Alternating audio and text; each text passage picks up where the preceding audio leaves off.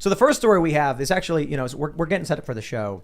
And when news breaks right before the show, it's tough because, I'm reading the news up until like 4 and then I get to exercise and eat. And so we're getting up here, we're pulling stories, and it's just right before the show. We get this clip. Jack Posobiec posted it. Breaking. Zuckerberg says Facebook limited distribution of the Hunter laptop story based on a general request from the FBI. We're going to play this clip for you now and hear what Mr. Zuckerberg had to say. You have to turn it up. How do you guys handle things? Yeah, how do we turn this? Turn it up. Over there, a back in the big corner. news item that's controversial.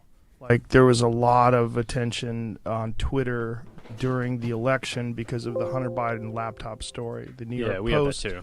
Yeah, so you guys censored that as well? So we took a different path than Twitter.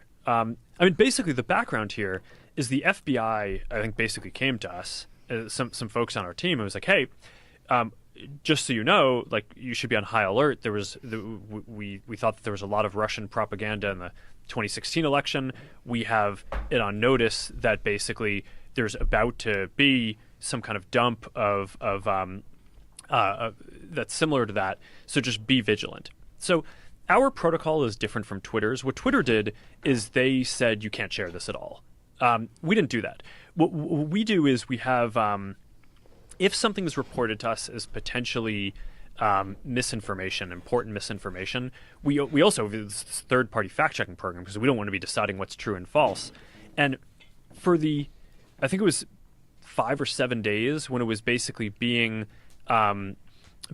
determined whether it was false, the distribution on Facebook was decreased, but people were still allowed to share it. So you could still share it. Oh, okay. You could still consume it. So when you say the distribution is decreased, It got shared. How does that work? It basically, the ranking in newsfeed was a little bit less.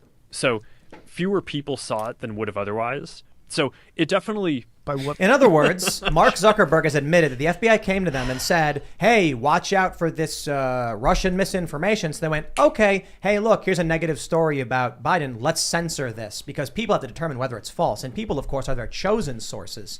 He's trying to very much downplay it. I don't want to make it seem like the FBI went to him and said outright, censor the Hunter Biden laptop story, which is kind of what my understanding was. But it's more so they came to them and said, watch out for this kind of misinformation, which triggers Facebook to then say, we're going to censor some of these stories interfering in the election. Man, dark days indeed is one way to put it.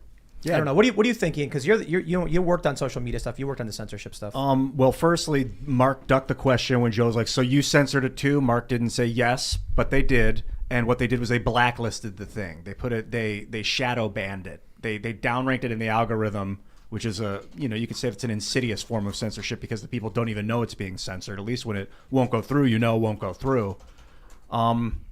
Question about ethics of it. Oh, also he talks about we don't want to be the ones that decide what's right and wrong, so we outsource that to a third party.